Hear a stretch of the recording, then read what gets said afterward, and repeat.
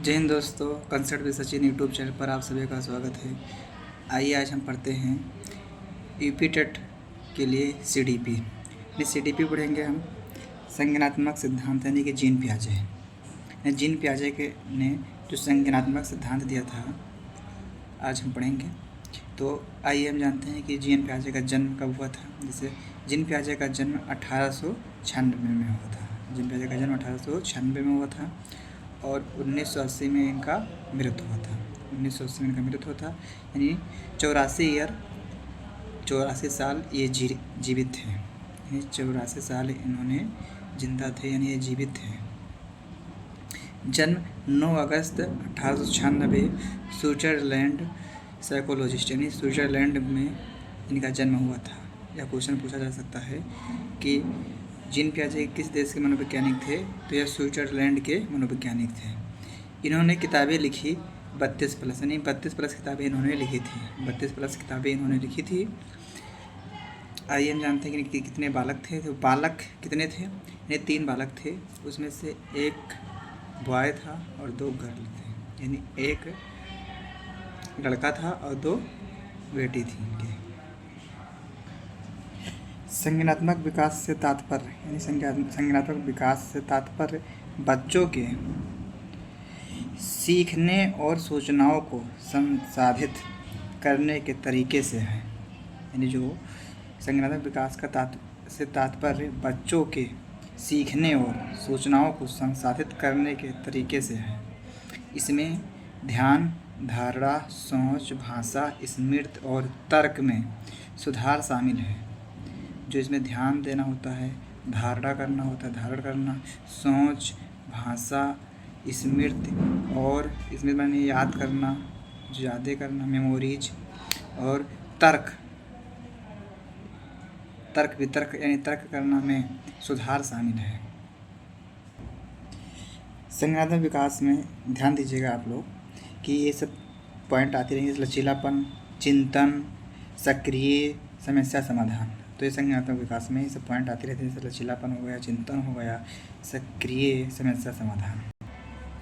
आइए हम जानते हैं स्कीमा क्या है। यानी स्कीमा जन्मजात होती है। स्कीमा जो होती है क्या होती है? जन्मजात होती है। क्वेश्चन में बार बार पूछा जाता है कि स्कीमा किससे होती है, तो स्कीमा बाय बर्थ यानी जन्मजात होती है। पियाजे ने स्कीमा को बुद्धिमान व्यवहार का बुनियादी खंड ज्ञान को व्यवस्थित करने का एक रूप कहा है। जो पियाजे हैं ना, पियाजे जी ने स्कीमा को बुद्धिमान व्यवहार का बुनियादी खंड ज्ञान को व्यवस्थित करने का एक रूप कहा है। इसी प्रकार जीवन में पहली बार किसी चीज़ को देखते हैं, चित्र को देखने के बाद जो चित्र इमेज हमारे दिमाग में बनता है, स्कीमा कहलाता है। यानी जो चीज़ हम देखते हैं, जो पहली बार देखते हैं जीवन में, हम जो पहली बार जिन वस्तुओं को हम देखते हैं वह हमारे मस्तिष्क में, दिमाग में चित्र, एक इमेज बन जाता है। उसी को हम स्कीमा कहते हैं। जो हमारे मस्तिष्क में बन जाता है, सोचते हैं कि हाँ वो कैसा है, किस आकार का है, जो सोचते हैं, जो स्कीमा बन जाता है, जो चित्र बनता है, उसी को हम स्कीमा कहते हैं। जिस वस्तु को हम डायरेक्ट या इनडायरेक्ट देखते हैं उसकी स्कीमा हमारे दिमाग में बनती है। यानी जिसको हम डायरेक्ट देखें या इनडायरेक्ट देखें, डायरेक्ट देखें यानी प्रत्यक्ष रूप से, या इनडायरेक्ट यानी अप्रत्यक्ष रूप से देखें, तो उसकी स्कीमा हमारे दिमाग में बनती है। और जिस वस्तु को हम नहीं देखते, यानी जिन वस्तु को हम नहीं देखते हैं उसकी स्कीमा नहीं बनती है।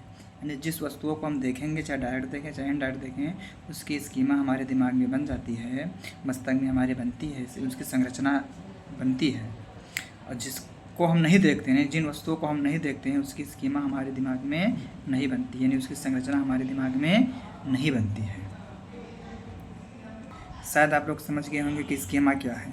स्कीमा जैसे जिन वस्तुओं को हम देखें, चाहे प्रत्यक्ष रूप से या अप्रत्यक्ष रूप से, और हमारे मस्तिष्क में जो संरचना यानी चित्र, इमेज बन जाए, तो उसी को हम स्कीमा कहते हैं। स्कीमा बाय बर्थ यानी जन्मजात होता है। शायद आप लोग समझ गए होंगे अच्छे से। इसी प्रकार आइए हम जानते हैं कि अनुकूलन क्या है।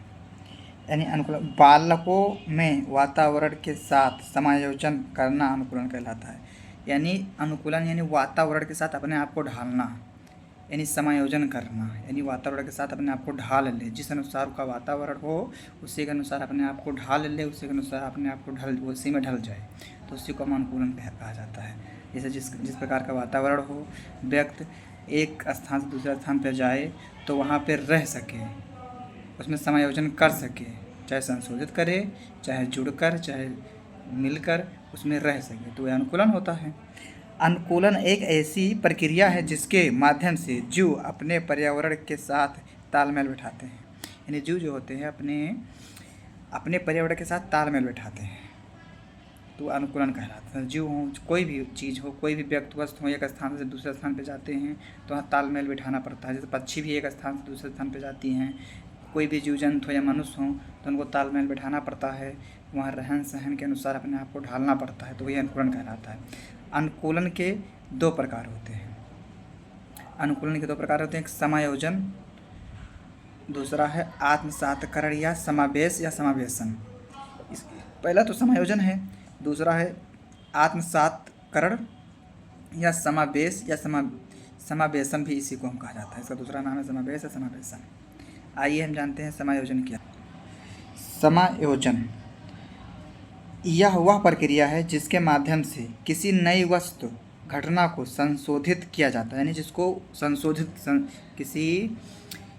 वह प्रक्रिया जिसमें किसी वस्तु में घटना हो या वस्तु हो कोई, जहाँ संशोधित किया जाए यानी संशोधन किया जाए, वह समायोजन कहलाता है। चाहे संशोधन हो वस्तुओं या घटनाओं, फिर चाहे नई वस्तु या घटनाओं में संशोधित या परिवर्तित करना ही समायोजन कहलाता है, यानी संशोधित करना, परिवर्तित करना ही समायोजन कहलाता है। समायोजन में ध्यान रखिएगा आप लोग, संशोधित पॉइंट यानी संशोधित जो शब्द रहेगा, मॉडिफाइज, रूपांतरित यानी ट्रांसफॉर्म्स, और परिवर्तन यानी चेंजेस, यानी ये सब शब्द आएंगे तो मान लीजिएगा कि ये समायोजन है। पेपर में फैक्चुअल क्वेश्चन पूछ लीजिएगा, संशोधित, रूपांतरित और परिवर्तन, ये वाक्य लिखा रहेगा उसी में रहेगा, आप लोग इसको ध्यान रखिएगा।